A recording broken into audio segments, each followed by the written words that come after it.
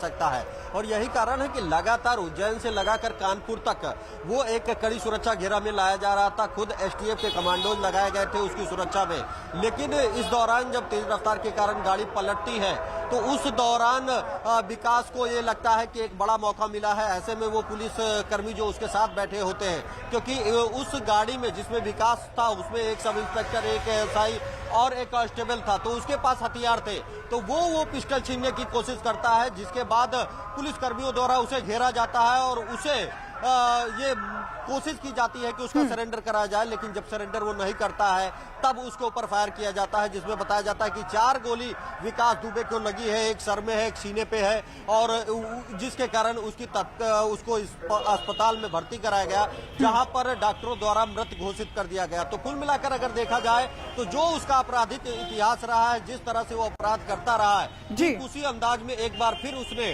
कोशिश ये की थी कि अगर उसके हाथ में पिस्टल आ जाती है तो कहीं न कहीं वो इसके सहारे भाग सकता था। राजीव, आप तक क्या जानकारी पहुंच पा रही है? क्या जो गाड़ी के आसपास ही मुठभेड़ हुई थी, या फिर वो जो अमित हमारे सहयोगी रास्ता दिखा रहे थे कि उल्टे हाथ की तरफ उसने भागने की कोशिश की, एक रास्ता कटता है, क्या उस कुछ दूरी तक विकास दुबे जा चुका था और वहां पुलिस ने भागकर उस पर जवाबी कार्रवाई की, एनकाउंटर हुआ?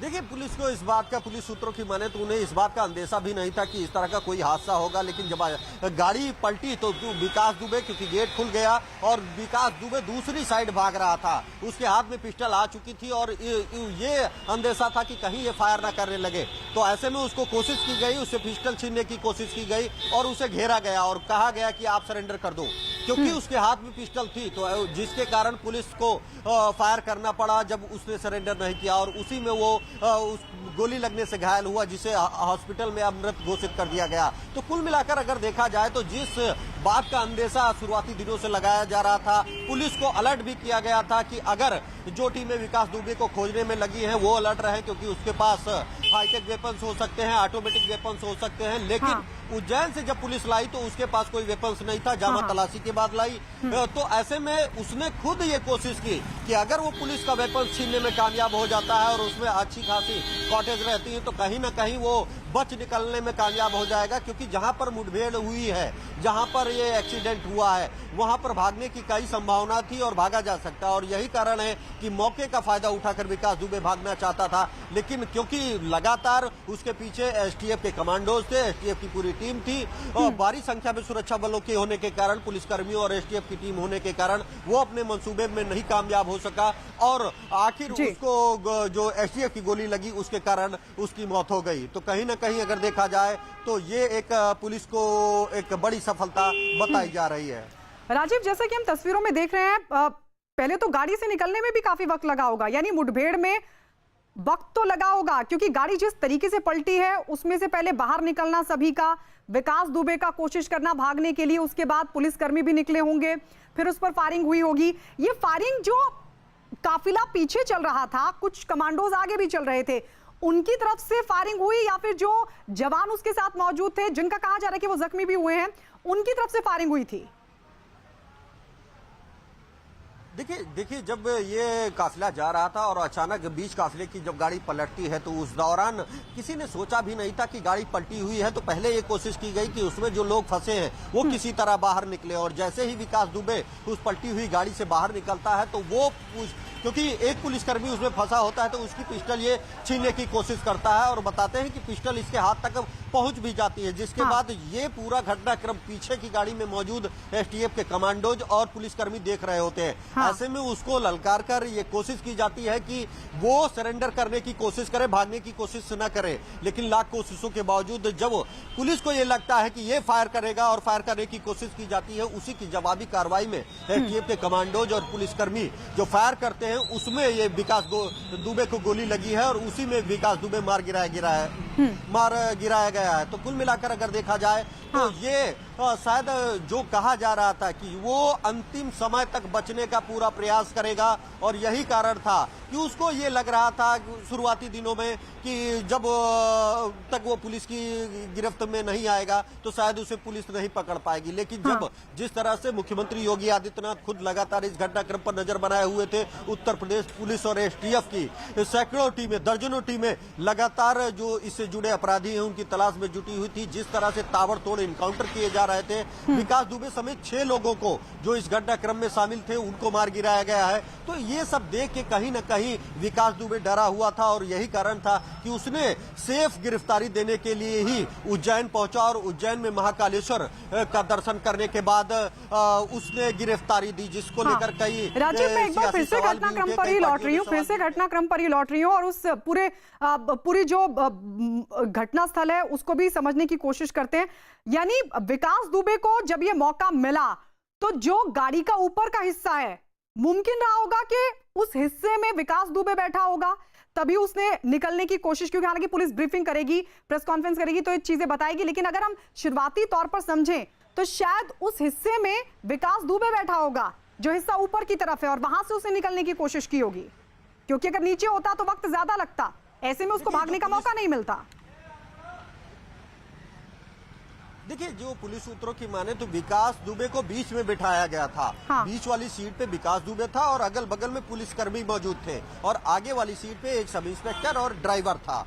तो जो इसी के चलते, क्योंकि उसको किनारे नहीं बैठाया जा सकता था, क्योंकि वो उस समय भी दरवाजा खोल के भागने की कोशिश कर सकता था, तो बीच में बिठाया गया था। लेकिन इसी दौरान जब गाड़ी पलटी तो जो सिरा ऊपर की ओर था, हाँ। तो वो सिपाही सबसे पहले, पुलिसकर्मी सबसे पहले बाहर निकलने की कोशिश की, और उसी की पिस्टल ये बताया जा रहा है कि जब वो पीछे मुड़कर निकलने की कोशिश कर रहा था तो उसी वक्त जब विकास दुबे आगे बढ़ा है और उसको भी निकालने की कोशिश किया गया है, तो इसी के दौरान उसने असलहा जो पिस्टल है वो छीनने की कोशिश की है और भागने की कोशिश की है। यहाँ तक कि जो गाड़ी पलटी थी उससे चंद कदम दूर तक विकास दुबे भाग के भी गया है। यही कारण था कि जो पीछे मौजूद थे, क्योंकि वो एसटीएफ के कमांडोज थे, वो अलर्ट थे, उनको पता था कि ये बेहद शातिर अपराधी है, इसीलिए तत्काल उसकी घेराबंदी की गई। और पहले जो पुलिस कह रही है कि पहले उसने आत्मसमर्पण के लिए दबाव बनाया, लेकिन जब उसके द्वारा ये लगा कि ये फायर करेगा, फायरिंग शुरू हो गई, देन उसने क्रॉस फायर में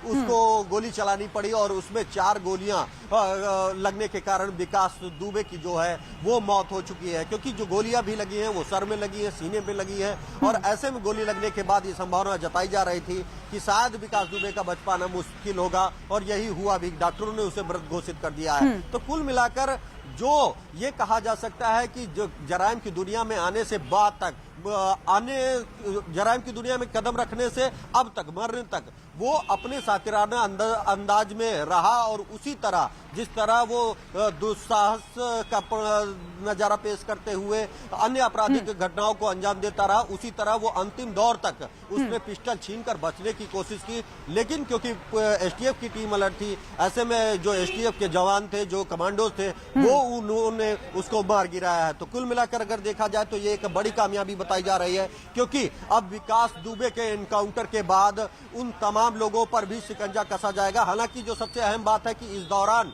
विकास दुबे से जो पूछताछ भी लगातार की जा रही थी, तो उसमें उसने तमाम चीजें खुलकर बताई हैं, बिना, जिनको सुनकर भी हैरानी होती है। उसने इस बात को कबूला है कि उसके टारगेट पर सीओ देवेंद्र मिश्रा निशाने पे थे, क्योंकि वो लगातार उसको परेशान कर रहे थे, और इस बात को भी कहा था कि वो इस घटना के बाद 5 पुलिसकर्मियों की डेड बॉडी एक के ऊपर एक रख के दीवार बनाकर चढ़ा भी जा रहा था। बिल्कुल बिल्कुल। तो आप सोच सकती हैं कि कितने खतरनाक उसके मंसूबे थे, और ऐसे अपराधी का खात्मा एक बड़ी उपलब्धि कहा जा सकता है। क्योंकि अभी हम राजीव देख रहे थे, वो परिवार जो उसके गांव के थे, जो उसके अत्याचार से परेशान थे और दशकों से लगातार वो इसी तरह के अत्याचार कर रहा था, आज उस परिवार के लिए दिवाली से बड़ा दिन नहीं है, आज उसके लिए एक ईद की तरह दिन है कि जब वो विकास दुबे जो अक्सर उनको परेशान करता था, मारपीट करता था, आज उसका खात्मा हुआ है। आप रहिए राजीव हमारे साथ, एक बार फिर से अपने दर्शकों को बता दें, दरअसल ये तस्वीरों के साथ समझा दें कि किस तरीके से ये पूरा घटनाक्रम हुआ। ये वही गाड़ी है जो कि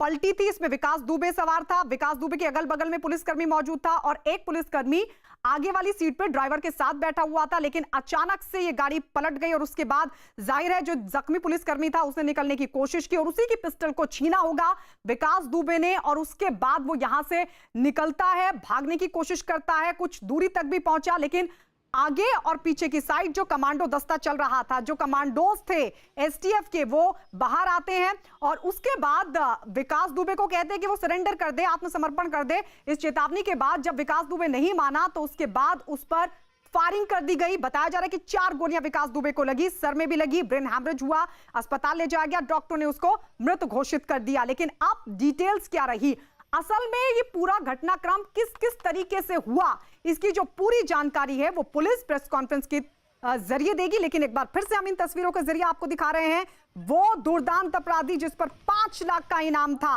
उसे कानपुर तक लेकर पहुंच गई थी एसटीएफ। 700 किलोमीटर का रास्ता तय करके उज्जैन से इंदौर, झांसी होते हुए कानपुर पहुंची थी। कानपुर देहात में जब एंट्री हुई, 10 से 12 किलोमीटर का रास्ता बचा था बस। लेकिन इसी दौरान गाड़ी पलटी, विकास दुबे ने भागने की कोशिश की, उसका एनकाउंटर हुआ और वो मारा गया।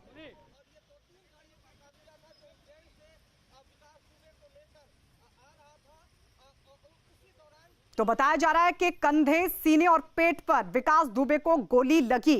राजीव हमारे सहयोगी लगातार बने हुए हैं। राजीव, जैसा कि आपने बताया कि अगल बगल में पुलिसकर्मी थे, एक पुलिसकर्मी ड्राइवर के साथ था, यानी मानकर चले विकास दुबे समेत कुल 5 लोग थे और 3 पुलिसकर्मी जख्मी हुए हैं। यकीनन जो अभी तक सूचना मिल रही है उसमें यही कहा जा रहा है कि जिस गाड़ी में विकास दुबे को बिठाया गया था उसके बीच वाली सीट पे बीच में विकास दुबे था और अगल बगल में पुलिसकर्मी बैठे थे और उनके पास असलहे थे और सामने की सीट पर ड्राइवर और एक सब इंस्पेक्टर बैठा हुआ था। तो इसी दौरान, क्योंकि अगर देखा जाए तो ये कहा जा रहा है कि जिस तरह से एनकाउंटर किया गया, अगर पुलिस चाहती या एसटीएफ चाहती तो विकास दुबे को उज्जैन से लगाकर कानपुर के रास्ते में भी कहीं पर एनकाउंटर कर सकती थी। लेकिन ये एसटीएफ की पूरी कोशिश थी कि इसको कोर्ट में पेश किया जाए और उसके बाद तहकीकात किया जाए कि आखिर इस पूरे गैंग से कौन कौन से लोग जुड़े हैं। इसी के कारण, लेकिन जब विकास दुबे को ये लगा कि वो उसका क्षेत्र आ गया है तो कहीं ना कहीं शायद विकास दुबे के लोग भी इस बात की पूरी जानकारी मिल रही थी कि विकास दुबे कानपुर पूरे रास्ते में निश्चित रूप से वो लोग एक्टिव थे। तो ऐसे में विकास दुबे को ये अंदेशा था कि अगर वो यहाँ से चंद कदम भी भागने में कामयाब हो गया तो वो शायद यूपी पुलिस और एसटीएफ के चंगुल से बच सकता है। और इसी कोशिश के तहत उसने जब जीप पलटी, जो गाड़ी पलटी, उस दौरान जब पुलिसकर्मी फंसे हुए थे तो जब वो निकला तो उसने पिस्टल छीनकर ये कोशिश की कि वो फरार हो जाए, लेकिन शायद वो नाकामयाब हो गया क्योंकि कमांडोज को इसीलिए लगाया गया था कि ये इतना दुर्दांत अपराधी है, किसी भी समय जो 8 पुलिसकर्मियों को पर ताबड़तोड़ फायर कर सकता है तो आप पर भी निशाना बना सकता है, टारगेट कर सकता है। और इसीलिए प्रशिक्षित कमांडोज को इसके काफिले में लगाया गया था और नतीजा भी यही रहा कि जब उसने मरने से पहले एक बार फिर भागने की कोशिश की तो उसको। अच्छा राजीव, अंदेशा उसको ये भी रहा होगा कि अब तक भले ही वो अपराध करता रहा, जेल जाता रहा, फिर बाहर आता रहा क्योंकि सब कुछ उसके हाथ में था, लेकिन अब उसको ये अंदेशा भी रहा होगा कि अब जिस तरीके का अपराध उसने किया है और जिस तरीके का माहौल अब बन चुका है उत्तर प्रदेश में उसके खिलाफ, जैसे कि कल डिप्टी सीएम केशव प्रसाद मौर्य ने भी इशारा किया था, उसको पता था कि अब उसके लिए राहें उतनी आसान नहीं होने वाली हैं आगे, तो लिहाजा एक और अटेम्प्ट भागने का किया जाए। यकीनन जिस तरह से उसने सोचा था, जो सोची समझी रणनीति के तहत उसने गिरफ्तारी दी, शायद उस तरह से माहौल नहीं बन पाया या उस तरह से परिस्थितियां नहीं बन पाई। उसको ये लगा कि अगर वो एमपी पुलिस में गिरफ्तार हो जाता है, गिरफ्तारी दे देता है तो वो सेफ हो जाएगा, क्योंकि अभी तक का जो इतिहास रहा है वो इसी तरह सरेंडर करता रहा है या सेटिंग करके गिरफ्तारी देता रहा है और अब तक करीब 27 साल तक वो इसी तरह अपराध की दुनिया में बना रहा है। लेकिन शायद उसे नहीं पता था कि अब जो अपराध उसने किया है उसको लिए योगी सरकार ने कसम खा के रखी है कि ऐसी कार्रवाई करेंगे कि नजीर बनेगी। और उसी के डर से जब पूछताछ की गई, जिस तरह से एसटीएफ उज्जैन पहुंची, उज्जैन पहुंचते ही एसटीएफ ने कोर्ट में पेश किए जाने से पहले ही इससे पूछताछ शुरू कर दी और इस दौरान जो इसने तथ्य बताए, जो बयान दिए, वो काफी खतरनाक थे। वो खुलकर, उसके चेहरे पे कहीं सिकन नहीं थी, वो खुलकर इस बात को एक्सेप्ट कर रहा था कि उसने ताबड़तोड़ पुलिसकर्मियों पर गोली चलवाई क्योंकि उसे डर था कि कहीं कोई एनकाउंटर न कर दिया जाए। और वो कह रहा था कि मुझे मजबूर कर दिया गया। जिस तरह से सीओ को मारा गया, जिस निर्मम तरह से उनकी हत्या की गई, उसको लेकर भी खुलकर बोला कि हमारे टारगेट पर सीओ देवेंद्र मिश्रा थे, क्योंकि वो लगातार जब से पोस्टिंग हुई तब से वो एक के बाद एक, चाहे वो रंगदारी के मामले में उसको पर मुकदमा दर्ज कराने का मामला रहा हो जिसमें अनंत देव पर कार्रवाई हुई है, और या फिर ये जो 307 जिस मामले में पुलिस उसे गिरफ्तार करने गई थी, ये भी देवेंद्र मिश्रा के ही निर्देश पर मुकदमा दर्ज किया गया था। तो उसके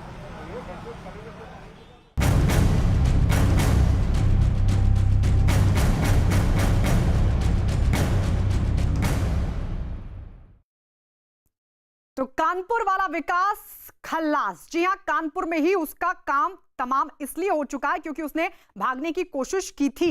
हम लगातार आपको बता रहे हैं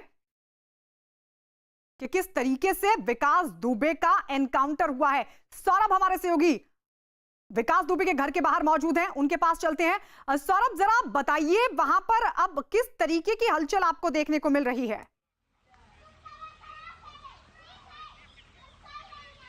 जी देखिए, जाहिर तौर पर जैसे ही विकास मारा गया है और पूरे गांव में अब जश्न का माहौल है। जो लोग विकास के आतंक से परेशान थे वो बिल्कुल खुश हैं।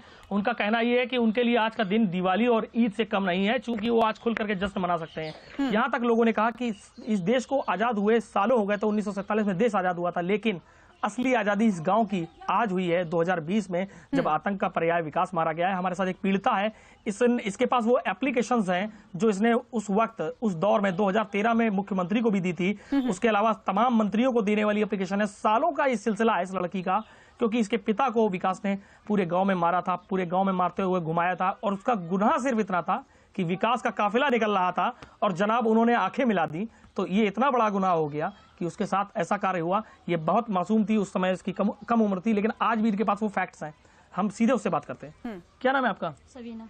शबीना जी, ये बताइए कि आप बचपन से बड़े आज इतनी उम्र तक आ गए, इस गांव में आपको लगा कि आप आजादी जी पाते थे? नहीं।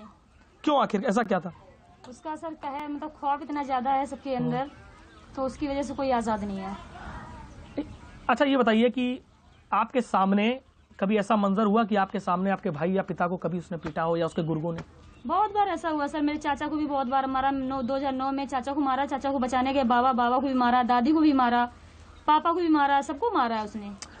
अच्छा, कितना दहशत, क्या वो दहशत थी जब आप लोग उसको देखते थे और आपके सामने अपने पिट रहे होते थे, तो आपको लगता नहीं था कि आप पुलिस के पास जाएं तो मदद मिलेगी? सर पुलिस ने कभी मदद की नहीं। क्या क्या हुआ? बहुत कुछ हुआ सर, हमेशा एप्लीकेशन लिखा। 92 से बताते हैं पापा लोग, 92 से इन्होंने मस्जिद तोड़ी, जब लोगों को मारा और गांव से निकाल दिया। बहुत जगह उसने भागने की कोशिश की है, क्योंकि यहाँ टोटल 4 लोग इसमें थे, ड्राइवर के अलावा 4 लोग ऐसे हमारे सूत्र बता रहे, जिसमें एक विकास दुबे, एक एएसआई, एक हेड कांस्टेबल, एक कांस्टेबल और एक ड्राइवर, यानी टोटल इतने लोग इस गाड़ी में थे। इसके पीछे जो गाड़ी, जब तक वो समझ पाते तो भागने की कोशिश की। मैं थोड़ा अपने कैमरामैन से कहूँगा आगे का दृश्य दिखाएं, क्योंकि ये पैसेज, क्योंकि ये लाल रंग का रोप है, इसके आगे आप नहीं जा सकते, क्योंकि इससे पूरा इसको घेराबंदी कर दी गई है, क्योंकि ये अभी फॉरेंसिक टीम का इंतजार किया। थोड़ा आगे चलने की हम दिखाना चाहेंगे इधर से, क्योंकि ये जो पूरा सब टॉसर है, कहीं से जब ये पूरा पैसेज का स्टार्ट हुआ होगा, इस हाईवे से लेफ्ट हैंड टर्न कहीं ना कहीं उसके पैसेज में इम्बैलेंसमेंट आया होगा, कहीं ना कहीं इम्बैलेंस्ड हुई होगी, जिसके बाद ये गाड़ी ओवरटर्न हुई है। और इसी राइट में फिर कैमरामैन आशीष पांडे से कहूंगा, इसको दिखाई जहां ये रोप लगाई, इसके बाद स्ट्रेट यहां से भागने का प्रयास किया, असला छीन के एक बार फिर से, यानी फिर से एक बार दुसाज दिखाने की कोशिश की। निश्चित तौर पर कानपुर का एक ग्रामीण अंचल है, कानपुर के शहर के डिस्ट्रिक्ट के ये रूरल पार्ट दिखाया जाता है, और सचेंडी थाना क्षेत्र का पूरा ये पैसेज है। तो कहीं ना कहीं सचेंडी का पैसेज, आसपास के तमाम गांव इंटरकनेक्टेड एक दूसरे से हैं, और कहीं गांव से, क्योंकि अगर इस पूरे पैसे देखिए सामने अगर कैमरे की नजर जा रही हो कि बारिश बहुत है, यहाँ कहीं ना कहीं गांव भी आगे बने हुए हैं, और मकान जहां तक दिख रहे हैं, कुछ भट्ठे भी बने हुए हैं। तो और ये रास्ता अगर हम लोग उसको पार करके उस तरफ चले जाएं, तो कहीं ना कहीं पैरेलल एक जैसा मनवाना पुन गांव पड़ता है, जहां के लिए रास्ता निकलता है। और अब ये जांच का विषय है कि इसमें गांव में कौन थे। चर्चा के लिए कुछ मेहमान मौजूद है। तो ये हमारे सहयोगी अमित गंजू वो घटनास्थल दिखाते हुए जहां पर ये पूरी मुठभेड़ हुई बता रहे थे कि किस तरीके से आसपास के जो गांव थे वो एक दूसरे से कनेक्टेड थे। यानी विकास दुबे को ऐसा लग रहा था कि अगर वो यहां से भागने की कोशिश करता है तो वो गांव से होते हुए दूसरे गांव, तीसरे गांव और वहां तक पहुंच जाएगा जहां उसका साम्राज्य। डॉक्टर्स ने कंफर्म किया है, डॉक्टर्स ने कंफर्म किया है, डॉक्टर्स ने कंफर्म किया है, डॉक्टर्स ने कंफर्म किया है। कितनी गोली लगी है सर? परेशान ना हो तुम, है ना? बस। तो विकास दुबे को 3 गोलियां लगी। इससे पहले कहा जा रहा था कि 4 गोलियां लगी हैं। सौरभ मिश्रा जो कि हमारे सहयोगी लगातार विकास दुबे के गांव में है। विकास दुबे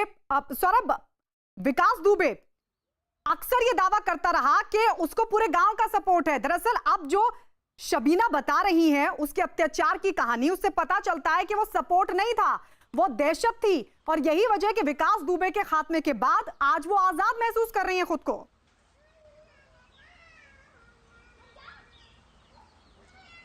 गायत्री, जाहिर तौर पर अब सबीना के वालिद भी यहाँ आ गए हैं, जिन्होंने 1992 में पूरा आतंक देखा था, किस तरह उन्हें खींच के मारा गया था और वो एप्लीकेशन लेके कहां कहां गए थे, हम उन्हीं की जुबानी सुनते हैं। क्या नाम है सर आपका? क्या हुआ था 1992 में? सन 1992 में पीछे पुलिस चली आने ये गुंडे मार रहे थे सबको और कई लोगों को अंदर करवाया था। ये बताइए कि आपका जब विवाद हुआ जी, तो आपको जब मारा तो उस वक्त पुलिस थी? जी, मतलब पुलिस के सामने आपको जो है? पुलिस के सामने राम अवतार येसो था उसका और तिवारी इंस्पेक्टर थे इसके ननिहाल के कोई। और एक चीज ये बताइए कि आपने उस दौर में जी। किस किस अधिकारी का दरवाजा खटखटाया, कहां कहां तक गए? आपके पास ये जो एप्लीकेशन है इसमें ऊपर लिखा है कि उत्तर प्रदेश सेवा में श्रीमान उत्तर प्रदेश मुख्यमंत्री लखनऊ, ये 2013 की एप्लीकेशन है। आपने कहां जाके एप्लीकेशन कैसे मिले थे? हमने कमिश्नर के पास भी दिया था जाके साहब, और मतलब और तमाम जगह दिया था। मतलब अब इतनी याददाश्त नहीं रह गई साहब, पुरानी हो गई बात, और जो भी एप्लीकेशन हमारे पास मौजूद है वो सब दी हुई मौजूद है। कितने साल तक आप इस दहशत में जीते रहे? आज तक ही जीते रहे, आज तक ही दहशत में जी रहे हैं। अच्छा, क्या मनाएं, क्या मानते हैं कि आपकी ये आजादी जो हुई है इसको किस तरह खुशी मनाएंगे, क्योंकि आज आतंक का पर्याय विकास मारा गया है? अरे साहब, अब खुशी यही है कि चलो सुकून से जिएंगे, अपन आज़ाद हो जाएंगे आज से, यही है आज से हो जाएंगे। एक आपका बेटा है, बेटी है जी, उनके सामने जब आपको मारते थे तो घर आकर के क्या माहौल होता था? किस तरीके से आप उनका दर्द का सैलाब किस तरीके से देखते थे? साहब झेलते थे। ये बेटा बेटी सब छोटे छोटे थे, बिल्कुल नाबालिग थे, इनके कुछ छोड़कर जा भी नहीं सकते थे कहीं साहब, इन्हें छोड़कर कहाँ जा सकते थे हम? छोटे छोटे नाबालिग थे ये बच्चे हमारे सब, उस समय बालिक नहीं थे सन 92 में। एक और बात मैं पूछना चाहूंगा आपसे कि आप लोग के सामने से अगर विकास निकलता था, इन गलियों से निकलता था, तो क्या मंजर होता था? क्या लोग उससे बात करते थे या कभी नजरें झुका के खड़े होते थे? दरवाजे बंद कर लिए जाते थे साहब, अंदर क्या होता था? दरवाजे बंद कर लेते थे मकानों के, अंदर हो जाते थे। क्यों भाई? जब कोई सुनने वाला नहीं था, कोई देखने वाला नहीं था साहब, तो क्या करें? दरवाजे बंद कर लेते थे, अंदर हो जाते थे। हाँ, उसके साथ ये देख सकते हैं आप लोग जो बता रहे हैं कि घरों के दरवाजे बंद हो जाते थे। आतंक का पर्याय विकास किस कदर अपनी दहशत कायम किया था, कितनी बड़ी थी उसकी सल्तनत, ये सब वो बता रहे हैं। जी सौरभ, जरा जानने की कोशिश कीजिए इन लोगों से, आप नाम लेकर बताएं कि आखिर किस किस को चिट्ठी लिखी थी। कम से कम वो सफेद पोश तो बेनकाब हो, वो अधिकारी तो बेनकाब हो जो लगातार इन लोगों की शिकायत को नजरअंदाज कर रहे थे। जी हाँ, सीधे तौर पे पीढ़ी से बात करते हैं, क्योंकि एप्लीकेशन लेकर यही गए थे। किस किस मंत्री को, किस किस सरकार में आपने कहाँ एप्लीकेशन दी है, ये बताइए। हमने मतलब बराबर एप्लीकेशन देते ही रहे साहब। अच्छा, यहाँ की विधायक कौन थी? विधायक उस समय शायद मेरे समझ में अरुणा कोरी थी शायद। अरुणा कोरी जी के पास आप गए थे? अरुणा कोरी पूरा फेवर इन्हीं का करती थी। क्यों, क्या कहती थी? कहती थी कि कुछ नहीं, वो तुम लोग गलत हो खुद। अच्छा, एक बताइए कि जब कोई विधायक बनता है तो उससे तो जनता चुनती है भाई, आपके वोट से चुने गए विधायक, जब चुने गए तो आपके वोट से चुने गए, आपके गांव के लोगों से वोट चुने गए, 500 से अधिक आपके वोट हैं, तो ये 500 से अधिक वोट आप लोग उनको अरुणा कोरी को दिए थे? उस वक्त नहीं थे साहब, 100-125 वोट थे। अच्छा, फिर भी आपने वोट तो दिया था अपने विधायक से, आपका विधायक आपकी सुनता नहीं था? नहीं सुनता था, क्योंकि वो दबंग आदमी की सुनता था, हम गरीबों कौन सुनता था। अच्छा, और कौन सा कोई सरकार का या कोई ऐसा आपको नाम याद हो जो मंत्री हो या विधायक हो जिसके पास आप अब तक गए हो? अरे तमाम सम्मान, उसमें 95 में हरिकिशन वगैरह सबके पास गए साहब, लेकिन कोई सुनता नहीं था हम लोगों की। किस किस पार्टी की सरकार आपने देखी और विकास की सरकार तब तक कायम रही? किस किस पार्टी में विकास की सरकार रही? सब सरकारों में कायम रही साहब यहाँ पे। मतलब सरकार किसी की भी हो, लेकिन असली सरकार विकास की है। विकास की यहाँ पे विकास है की रही है साहब। अच्छा, आपकी याददाश्त में ये बताइए कि किस किस मंत्री के पास कोई ऐसा नाम बड़ा, आपने जैसे कहा अरुणा कोरी, उसके बाद कोई और बड़ा नाम? राजा रामपाल के यहाँ भी गए साहब हम, और राकेश सजान के पास हम घट ये गए कि चलो ये सपा के लोग हैं और राजा रामपाल कांग्रेस के लोग हैं, ये मेरी मदद कर, लेकिन इन लोगों ने मदद की, हमारी दरख्वास्तें लेकर कहे हम मुख्यमंत्री से पहुंचाएंगे तुम्हारे, मालिक जाने उन्होंने पहुंचाई या नहीं पहुंचाई। लेकिन नहीं, अगर पहुंचाई होती उन्होंने एप्लीकेशन तो कार्रवाई होती। तो दोनों पक्षों ने, ये दोनों मतलब विधायक सांसदों ने, हमें सांसद हैं ये दोनों लोग थे, और मतलब इन्होंने अभी 3 साल पहले जो झगड़ा हुआ है उसमें ये लोग थे, तो इन्हें लोगों को फांस हम गए हैं, तो इन्होंने बिल्कुल सौरभ 2013 में गायत्री जो राजनीतिक दल, गायत्री एक सबसे बड़ी बात यह है, हाँ बताइए सौरभ, जल्दी से बोलिए। एक सबसे बड़ी बात यह है, ये वो राजनीतिक दल है जो सरकार पर तंज कस रहे हैं, सरकार पर तंज कसने से पहले उन्हें अपने गिरेबान में झांकना चाहिए कि राकेश सचान समाजवादी पार्टी से रहे हैं, लंबे समय तक सांसद रहे हैं, दबदबा रहा है।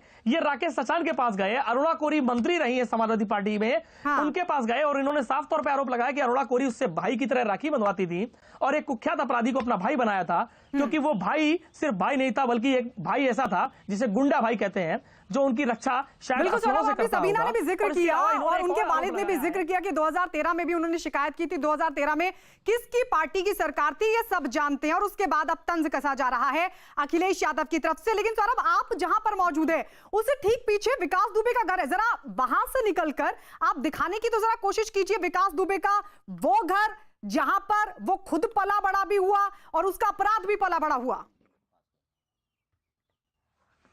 आइए जी हाँ, मैं आपको गायत्री उस घर तक ले जाऊंगा। चूंकि बारिश बहुत तेज है, यहां पर निकलना बेहद मुश्किल है और हम पूरी जो है पूरा प्रयास करते हैं आपको ऐसी ही बारिश में दिखाने का आपको प्रयास करते हैं। हम उसके घर की तरफ, विकास के घर की तरफ बढ़ रहे हैं। ये वो गलियां थी गायत्री, अगर मैं जिक्र करूं तो ये वो गलियां थी जो उसके आतंक से कांपती थी। ये वो घर थे जहां पर लोग दरवाजा बंद कर देते थे। ये वो लोग हैं, ये वो बच्चे हैं आज इनके चेहरों पर मुस्कुराहट है, जिनकी आंखों में कभी दर्द था, जिनके चेहरे पे कभी दहशत थी। ये सभी वो लोग हैं और इस गली के ठीक बाद विकास की सल्तनत शुरू होती है। गायत्री, सारे घर ऐसे हैं जहां आज एक जश्न का माहौल है, जहां सब लोग खुश हैं, इस बात के लिए खुश हैं कि जो आतंक का पर्याय था वो खत्म हो गया है। और हम उसके घर की तरफ जब जाएंगे तो ये सारे लोग बैठे हुए हैं गायत्री, अगर आप तस्वीरों में देख सकते हैं तो ये वो सारे लोग बैठे हुए हैं जो आज इनकी आंखों में डर था, जो अब इस समय डर नहीं है। उसकी वजह यह है कि आतंक का पर्याय विकास मारा गया, वो अपराधी मारा गया जिसने इनका चैन और सुकून सब कुछ छीन लिया था। वो अपराधी अब इस दुनिया में नहीं है, तो ये दिवाली भी आज ही मनाएंगे, ईद भी आज ही मनाएंगे, इनके लिए सारे त्योहार गायत्री आज ही हैं। तमाम वो घर हैं, तमाम वो लोग हैं गायत्री जो बताते हैं कि जब विकास निकलता था तो इनकी मजबूरियां ये थी कि दरवाजा तक बंद कर देना, क्योंकि अगर दरवाजा खुल गया या किसी की नजर विकास के काफिले पड़ गई तो उसे वो सजा मिलती थी जो उसने कभी सोची भी नहीं थी। उसके बीवी बच्चों के सामने, सभी के सामने उसको मारपीट की जाती थी। और गायत्री, ये पीछे अब विकास का घर आ चुका है। हमारे पीछे विकास का वो पहले कुआं आपको दिखा दें कि पहले वो कुआं पड़ेगा जिसमें इस बात का जिक्र किया गया है गायत्री कि जहां पर वो दो वेपन्स जो अभी तक बरामद नहीं हुए हैं, वो 2 वेपन्स वहां पर, हाँ जी हाँ, हथियार की बात मैं आपको बता दूं जिसमें हथियार छुपाए गए थे। और आप ये देख सकते हैं कि पुलिस सामने आपको दिख रही होगी पुलिस। अब पुलिस की जो है गहमागर्मी पुलिस की तेज हो गई है, क्योंकि सूत्रों के हवाले से खबर ये मिल रही है कि रिचा को कुछ ही देर में यहाँ पर ला सकते हैं, रिचा से पूछताछ कर सकते हैं, क्योंकि डीवीआर जो है सर, अब आप वहां पर पहुंचिए, कुछ और अपडेट्स के साथ भी वो तस्वीरें भी दिखाइएगा विकास दुबे के घर की, उसके बाहर जो तमाम जो तस्वीरें हैं उसके साथ आप आपके पास लौट ये गायत्री, ठीक है सर, अब दिखाइए गायत्री, ये घर है गायत्री, ये आपको फ्रेम पे घर दिखाई दे रहा होगा, ये घर है, ये वो घर है गायत्री, मेरे ठीक सामने वो घर है जो ध्वस्त कर दिया गया है, जो कुख्यात अपराधी और दहशत का पर्याय बने विकास दुबे का वो घर है जिसके बाहर हम मौजूद हैं। आप देख सकते हैं कि ये घर आपको दिखाई दे रहा होगा फ्रेम पर, ये घर है जहां पर ईंटें टूटी पड़ी हैं, ये वो घर है जहां पर एक तहखाना था, जहां पर तमाम बारूद, तमाम वेपन्स, सब कुछ बरामद हुआ था गायत्री। और ये वो घर का हिस्सा है जिसके आसपास लोगों को घूमना नहीं मिलता था। अब ये देख सकते हैं आप पीछे मजिस्ट्रेट की गाड़ी आ रही है, क्योंकि अब अधिकारियों का आना जाना शुरू हो गया है, विकास खत्म हो गया है, तो विकास की सल्तनत और विकास से जुड़े हुए लोगों के लिए अब जांच की जा रही है कि कौन कौन विकास से किस किस तरीके से जुड़ा था। ये पूरा ये घर है। और गायत्री, मैं आपको उस टैंकर को भी दिखाऊंगा जिसमें उसने मिट्टी का तेल मंगाया था, जिससे वो उन 5 पुलिसकर्मियों को मारने के बाद उनकी लाश पर चढ़कर उसे आग के हवाले करने जा रहा था। ये वो ट्रैक्टर है, पीछे ये वो ट्रैक्टर है गायत्री जो तोड़ दिया गया है, जिससे डीजल सबसे पहले निकाला गया था गायत्री। ये वो ट्रैक्टर है जिससे सबसे पहले डीजल निकाला गया था, चूंकि मिट्टी का तेल काफी दूरी पर था और उसके बाद ये इससे मिट्टी का तेल, इससे डीजल निकाला गया था। और प्रयास ये था कि सभी पुलिसकर्मियों को जला के मार दिया जाए ताकि कोई भी सबूत विकास के खिलाफ न बचे। गायत्री, बिल्कुल, और ये तस्वीरें और साथ ही उसके मंसूबे बताते हैं कि वो कितना खतरनाक था। सौरभ, आप रहिए हमारे साथ। तो हमारे सहयोगी सौरभ उस जगह को वही घर दिखा रहे थे, किस तरीके से उसने अपने पूरे साम्राज्य को वहां से चला रहा था और किस तरीके से बारूद गोला सब छिपा कर रखा होता तय खाना था। हालांकि उसको नेस्तो नाबूद कर दिया, लेकिन कल जो कबूलनामा सामने आया था उसके बाद उसने ये खुलासा किया था पुलिसकर्मियों की लाशों को जलाने वाला था। और ये तस्वीरें हम आपको दिखा रहे हैं, दरअसल हॉस्पिटल की तस्वीरें, हैलेट अस्पताल जहां पर डेड बॉडी मौजूद है विकास दुबे की। और आइए इस बीच आपको सुनवाते हैं एडीजी कानपुर जयनारायण सिंह ने क्या कहा। कुख्यात अपराधी का अंत हुआ, क्या कहेंगे सर आप? हाँ, देखिए, आज हमारे जो एसटीएफ के कमांडो, यहाँ सिविल पुलिस के लोगों ने जाते हैं, आज यहाँ पर इसको ला रहे थे और गाड़ी यहाँ पलट गई जाते हैं, जिसमें पिस्टल जो हमारे जो विवेचक थे उनकी छीन करके वो भागने की कोशिश कर रहा था। जवाबी फायरिंग में जाते हैं आज विकास दुबे जो है मारा गया है, जिसमें हम सभी जानते हैं 5 लाख का इनाम था। और पिछले एक हफ्ते से आज के ही दिन घटना हुई थी जाते हैं। तो इस तरह हमारी जो है Kanpur police, Hamirpur police, Etawah police और एसटीएफ की पुलिस पिछले एक हफ्ते में जो है बड़ी मेहनत से आज इस गैंग का जो मुखिया था, कुख्यात जो अपना जाते हैं, मतलब जो इसका गैंग लीडर था, आज हमारी पूरी टीम ने, एसटीएफ ने, कानपुर नगर की पुलिस ने इसको आज मुठभेड़ में मार गिराया। बस सर एक आखिरी सवाल, बाकियों का क्या अंजाम होगा जो भागे भागे घूम रहे हैं? देखिए, जैसा आप सभी जानते हैं कि जो भी जाते हैं, पिछले 5 लोग पहले ही मारे जा चुके हैं, आज गैंग लीडर मारा गया है। शेष जो लोग हैं हमारी टीमें जाते हैं, केवल कानपुर नगर की पुलिस नहीं, जैसा आपने देखा है पिछले एक हफ्ते में हमीरपुर पुलिस, इटावा पुलिस, पूरे प्रदेश के हर जनपद के हर पुलिसकर्मी इस समय जाते हैं, इस गैंग पर लगा हुआ है। और इतना ही नहीं, आपने देखा होगा कि जो है फरीदाबाद पुलिस और सभी पूरे देश की पुलिस, चूँकि इसमें 8 पुलिसकर्मियों की अपना मौत हुई है, तो सभी लोगों में एक जज्बात है। और मैंने इस रूप में पिछले एक हफ्ते में जो ऑपरेशन हुआ है उसमें मैंने इस चीज़ को देखा है कि मध्य प्रदेश से लेकर के राजस्थान से लेकर हरियाणा पुलिस, हर कोई जो है इस रूप में सहयोग किया है जैसे ये घटना खुद उनके क्षेत्र की है। इसी तरह सहयोग अन्य जो कर्मी हैं उनके खिलाफ कार्रवाई में सबका मिलता रहेगा। और अपना जाते हैं पुनः, आज जैसा आप देख रहे हो मौसम भी यहाँ अपना जाते हैं खराब है, लेकिन हमारे जवानों ने किसी रूप में जाते हैं कोई शिथिलता नहीं बरती, उन्होंने जाबाजी से आज इसको मुठभेड़ में मार गिराया। सौरभ, मैं एक बार फिर से आपके पास आ रही हूं, जरा उन तस्वीरों को दिखाइए, क्योंकि जिस तरीके से पूरे पुलिस प्रशासन को चैलेंज करके विकास दुबे भागा था, उसके खात्मे की शुरुआत वहीं से हुई थी, उसकी सल्तनत को नेस्तो नाबूद करने के साथ ही।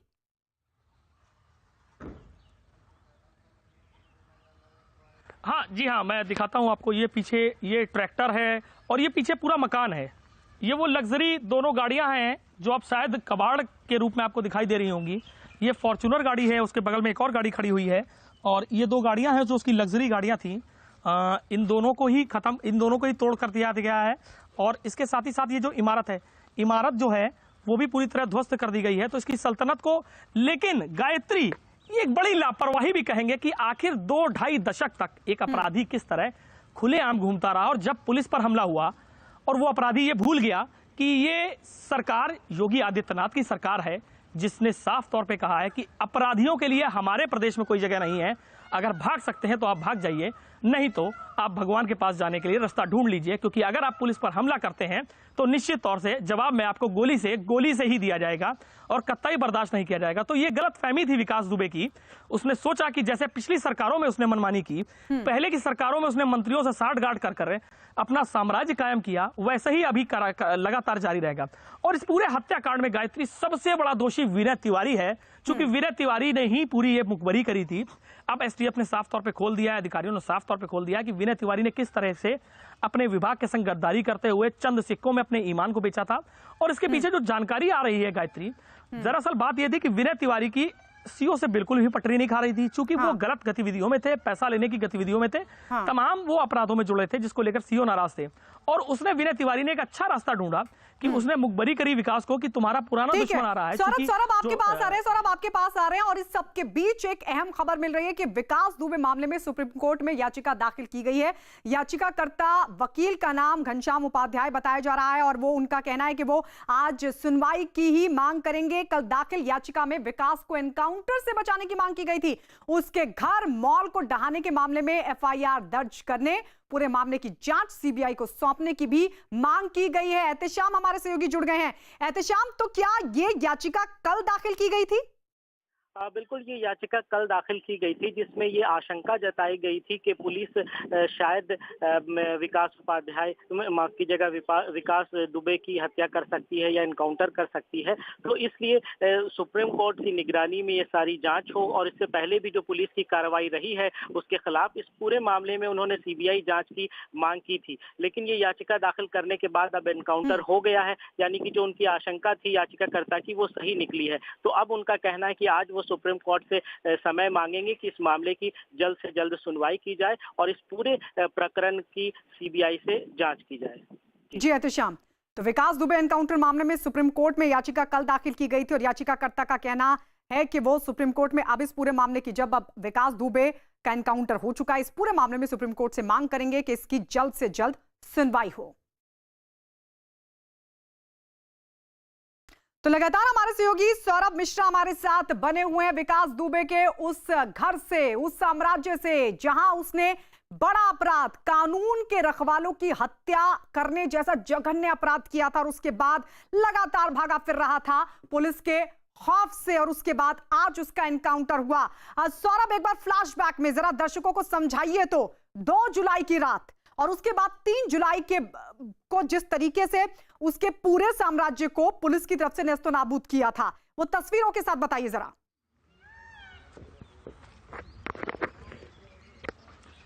देखिए, ये पूरा मामला 2 तारीख की रात